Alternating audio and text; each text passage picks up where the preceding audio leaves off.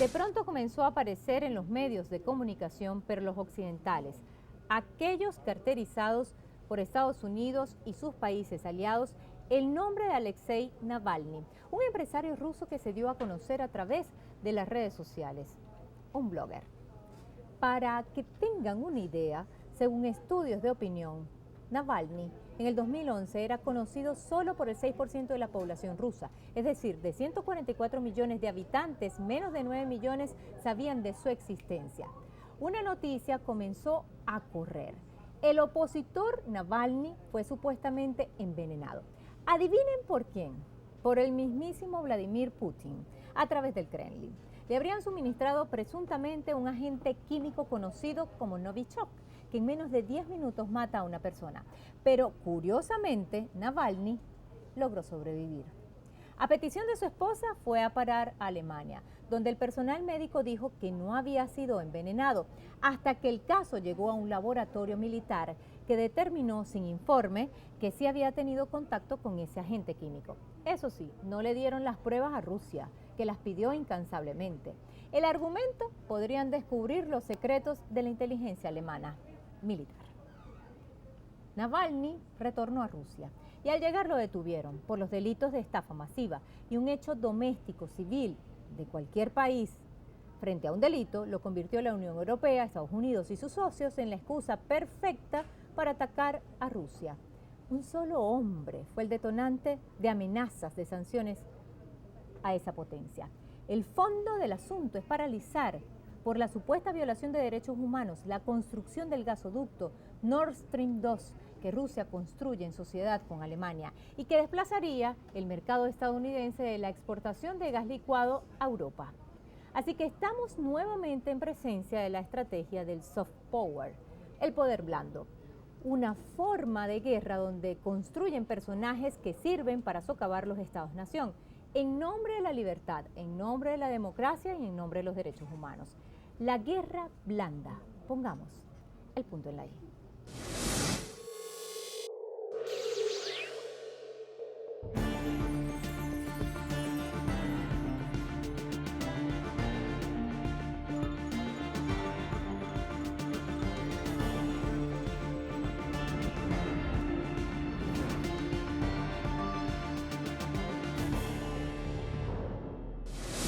Estamos profundamente preocupados por los esfuerzos de las autoridades rusas. Decisión debería decir sentenciar a la figura de la oposición Alexei Navalny. Como todos los ciudadanos rusos, el señor Navalny tiene los derechos previstos en la Constitución rusa y Rusia tiene la obligación internacional de respetar la igualdad ante la ley y el derecho a la libertad de expresión y reunión pacífica. Reiteramos nuestro llamado al gobierno ruso para que libere inmediatamente e incondicionalmente al señor Navalny, así como a los cientos de otros ciudadanos rusos detenidos injustamente en las últimas semanas por ejercer sus derechos. Alexander Navalny, abogado, político, opositor al gobierno de Vladimir Putin, de larga trayectoria política, pero de poca aceptación en la ciudadanía. La popularidad en los medios occidentales inició en 2011, cuando abrió un blog desde donde hacía llamados a la manifestación bajo el argumento de un presunto fraude en las elecciones legislativas del 2011. Desde sus inicios como político en 1999, el opositor ruso se identifica como neoliberal, siendo defensor de ideales como el libre mercado, la eliminación del sistema de salud y educación pública. El opositor, que inició su carrera política en el Partido Liberal Yaboklo, fue expulsado de sus filas por sus cercanías al movimiento neonazi ruso. Según muchos de sus excompañeros, Navalny es considerado como un archinacionalista que defiende la ideología de Rusia para los rusos, negando la diversidad étnica que conforman la nación rusa. Educado en la Universidad de Yale, Navalny forma parte de un grupo de jóvenes financiados por la ONG estadounidense Fundación Nacional para la Democracia, en sus siglas en inglés NED, organismo encargado de financiar protestas en países donde Estados Unidos guarda intereses geopolíticos. Pese a la propaganda emitida desde los medios occidentales, donde lo posicionan como un líder político, Navalny obtuvo el 27,5% de los votos cuando se presentó a las elecciones de la alcaldía de Moscú, pese a que la fiscalía rusa lo acusó de recibir donaciones ilegales desde el exterior para su campaña. La ONG rusa Centro Levada en 2017 emitió una encuesta donde evaluaba el reconocimiento y actitud hacia Navalny, quien se perfilaba en 2018 como candidato presidencial pese a una sentencia que lo inhabilita. Solo el 1% de la población afirmó estar dispuesto a apoyarlo definitivamente, mientras que un 9% dijo que era posible. En el año 2011, solo el 11% de los rusos sabían quién era Navalny. Después de la propaganda occidental, la cifra subió a 47%. Comenzamos con Rusia y los eventos en torno a Alexei Navalny, el arresto de Navalny y la represión de los partidarios. El Consejo lo consideró completamente inaceptable, condenó las detenciones masivas y la brutalidad policial durante el fin de semana y pedimos a Rusia la liberación del señor Navalny y los detenidos. En realidad, no se puede entender esta táctica subversiva capitalista imperialista que practican las potencias occidentales de la OTAN, las más importantes junto con los Estados Unidos, claro, para subvertir el orden de los países de línea independiente sin incluirlo en un contexto y en una articulación con otras formas de poder agresivo, subversivo, terrorista, militar, ideológico, cultural y político. Y junto a eso hay, efectivamente, un manejo de guerra psicológica, de creación de líderes políticos, de subversión de los valores de los países de línea independiente para socavarlos, derribar gobiernos, y esto no se hace siempre pacíficamente. Entonces, ¿qué vemos ahí? Un esquema, un comportamiento, un patrón, un modo de aproximarse a los países para tratar de sedimentar sus liderazgos, de derrocarlos desde adentro y para tratar de organizar nuevos núcleos políticos, nuevas formas de asociación política que según ellos son los que van a erosionar el poder de la institucionalidad. Con el nacimiento de la ONU hace 75 años se establecieron los principios del derecho internacional: respeto a la soberanía, no injerencia en los asuntos internos, igualdad, es decir, ningún país es mejor que otro, etc. Se estableció también quiénes son los sujetos de ese derecho internacional. Por ejemplo, los estados son ellos los que administran el poder y en consecuencia son los señalados en el tema de violación de derechos humanos. Pero, ¿qué ocurre cuando un estado es atacado por corporaciones como los medios de comunicación, que no están dentro de la normativa jurídica?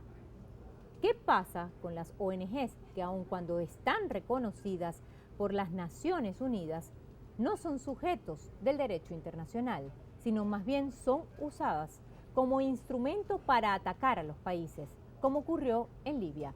Basta un informe de una ONG para invadir.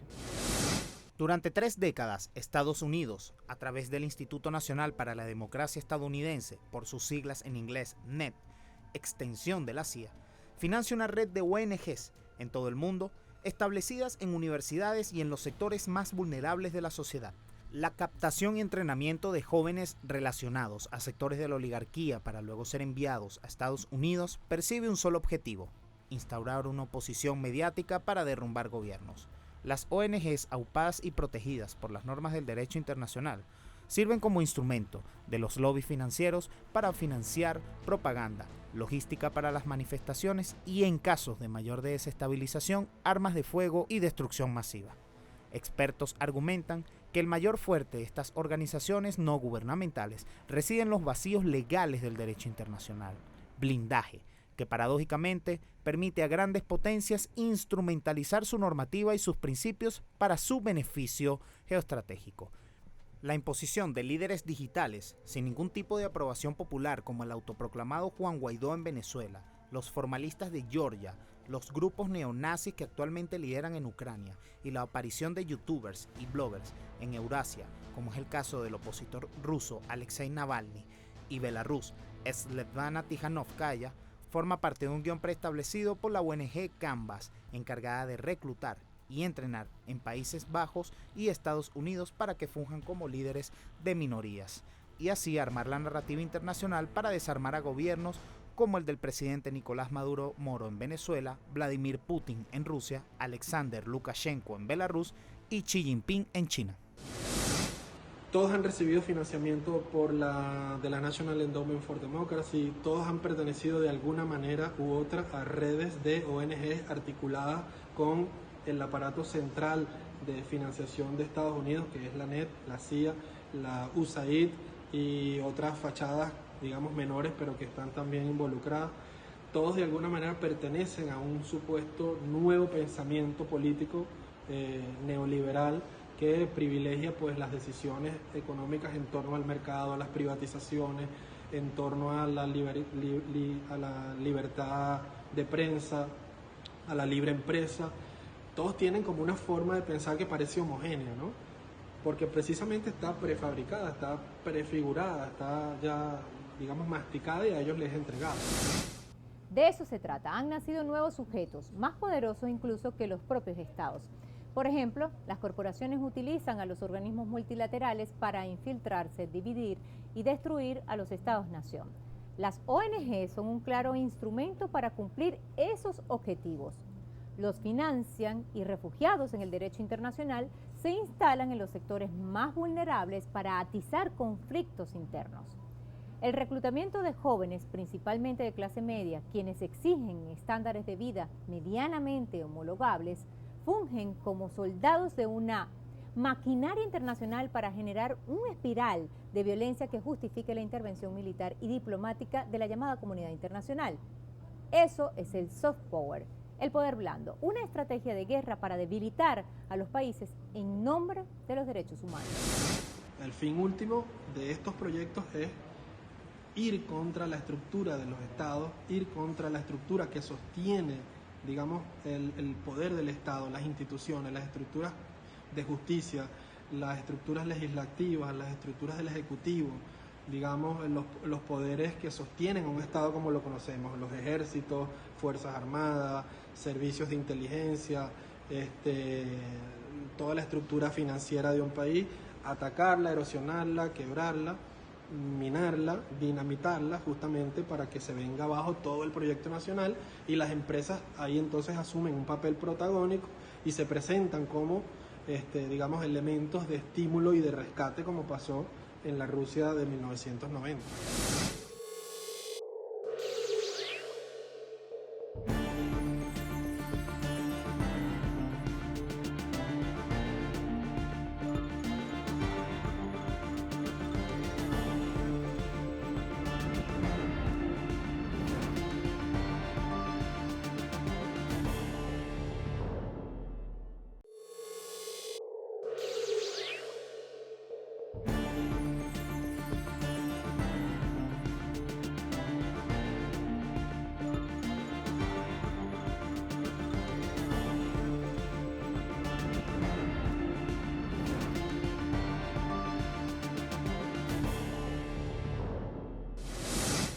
El opositor ruso Alexei Navalny no era nadie en la escena política, al igual que el autoproclamado Juan Guaidó en Venezuela. El marketing digital y del show a través de las redes sociales venden al mundo supuestos líderes, héroes postizos, en su mayoría blogueros y youtubers, que por lo general no representan ninguna influencia en la población. Son construidos y solo necesitan un clic.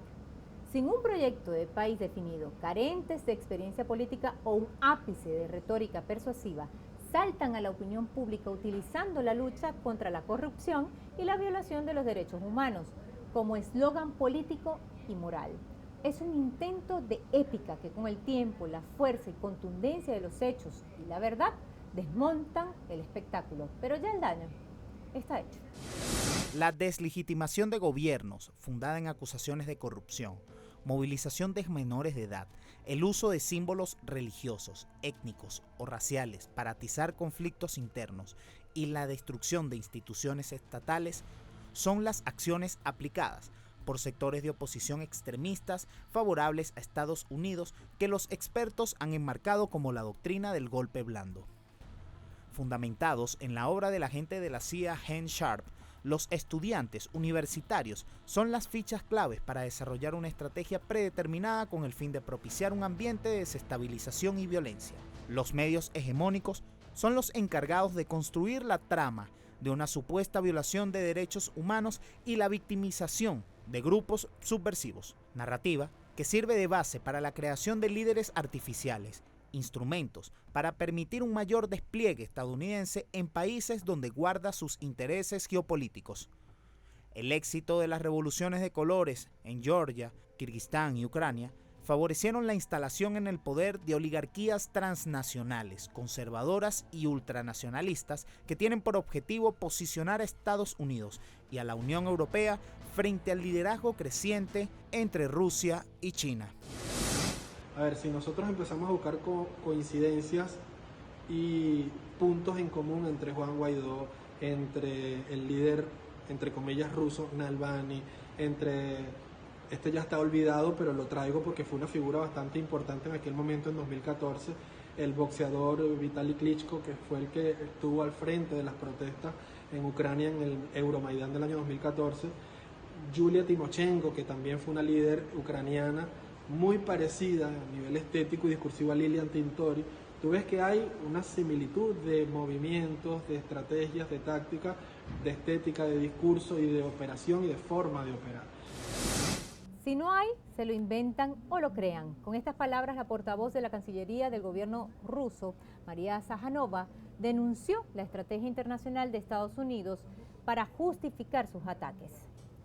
El montaje de violaciones de derechos humanos civiles y políticos a supuestos líderes de la oposición sirve de excusa para imponer sanciones ilegales para obstaculizar e impedir el desarrollo de los países que Washington pretende anexionar a su agenda internacional. En Rusia no hay debilidad del derecho. Rusia preserva su soberanía nacional y las ONGs, quinta columna de la contrarrevolución o de la penetración imperialista para destruir la sociedad rusa, están completamente prohibidas. Otra cosa son la legislación que se aplica en la Unión Europea y en algunas repúblicas del este, que son totalmente permisivas para instituciones dedicadas a la penetración ideológica. Por ejemplo, en Praga, capital de la antigua República Socialista de Checoslovaquia, actual capital de la República Checa. El señor Soros, un gran financista que ha controlado, por ejemplo, la política mexicana de los partidos PRI y PAN, creó con sus fondos inmensos una universidad para formar capitalistas, contrarrevolucionarios, traidores a su patria. Realmente se puede sentir la alegría en estos comentarios copiados sobre el Kremlin y su participación en el arresto de Alexei Navalny. Aparentemente, les permite a los políticos occidentales ver esto como una oportunidad para desviar la atención de la crisis más profunda que ha tenido el modelo de desarrollo liberal. Bueno, nos encontramos con Alemania, que le gusta tener relaciones económicas con Rusia, pero Alemania es un país imperialista fundamentalmente, totalmente enfocado a desestabilizar Rusia. Fíjese lo que ha pasado ahora mismo con la visita que le ha hecho el encargado, el alto comisionado, así se llaman pomposamente, para las relaciones internacionales de la Unión Europea, que es el señor Josep Borrell, un catalán español del mismo partido que lo voy a mencionar en esta entrevista por segunda vez, Partido Socialista Obrero Español, de Sánchez. Un hombre de confianza de Sánchez es Borrell. Borrell ha sido enviado o ha ido a Rusia para provocar a Rusia, para exigir la libertad de su agente Navalny, y se encuentran con el muro del gobierno ruso, que ha dicho que está dispuesto a romper relaciones con la Unión Europea si continúan sus provocaciones. De manera que en la Unión Europea predominan Francia y Alemania, de orientación absolutamente pro-imperialista. El fortalecimiento de Eurasia, los intentos de integración en América Latina y el irrumpimiento de países como Irán en el Medio Oriente en los últimos años modificó el espacio geopolítico hacia una política internacional multipolar. La comunidad internacional se encuentra en una encrucijada que podría modificar para siempre las relaciones internacionales. Constatado nuestra disposición a cooperar de forma pragmática cuando haya un interés y un beneficio mutuos. Tenemos una opinión común de que una mayor degradación de nuestros lazos puede tener consecuencias negativas y bastante impredecibles. Los europeos occidentales imperialistas, Alemania y Francia, más Bélgica, más Holanda, más Suecia, están totalmente a las órdenes de lo que diga los Estados Unidos, la administración de Biden. Eso es así para el caso de Venezuela y para las relaciones con Rusia. Y más todavía el Reino Unido, que fuera de la Unión Europea, forma parte de otro bloque imperialista que se llama los Cinco Ojos. ¿Qué son los Cinco Ojos? Es el nombre de los servicios de espionaje y de subversión de 5 países anglosajones: Estados Unidos, Canadá, Reino Unido, Australia y Nueva Zelanda. Algunos son de la OTAN, otros no son de la OTAN, ninguno es de la Unión Europea, es otro bloque anglosajón imperialista. De manera que Europa no juega ningún papel neutral, está ahora mismo respaldando la agresividad que ha marcado Biden en contra de Rusia y en contra de China. Lo que pasa es que Rusia no se deja pisar y no se va a dejar pisar. Y Rusia es también Europa, porque es un país euroasiático. Los montes Urales hacen la diferencia entre la Rusia europea y la Rusia asiática, pero forman parte del mismo Estado, el más grande del mundo. Italia ha mostrado más independencia en relación a China y España no cuenta nada en geopolítica, es un país completamente sometido a los Estados Unidos. El fortalecimiento de Eurasia, los intentos de integración en América Latina y el irrumpimiento de países como Irán en el Medio Oriente en los últimos años modificó el espacio geopolítico hacia una política internacional multipolar. La comunidad internacional se encuentra en una encrucijada que podría modificar, y que ya lo está haciendo, para siempre las relaciones internacionales. Estas estuvieron dominadas por Estados Unidos. La influencia de China y Rusia abre nuevas posibilidades en el ámbito económico y militar, restando espacio a Washington. Y esa potencia no lo soporta. Están perdiendo espacio. La Unión Europea, principal aliada de Estados Unidos, no sabe qué camino elegir: un acercamiento hacia Oriente o continuar por las vías que conducen a la Casa Blanca.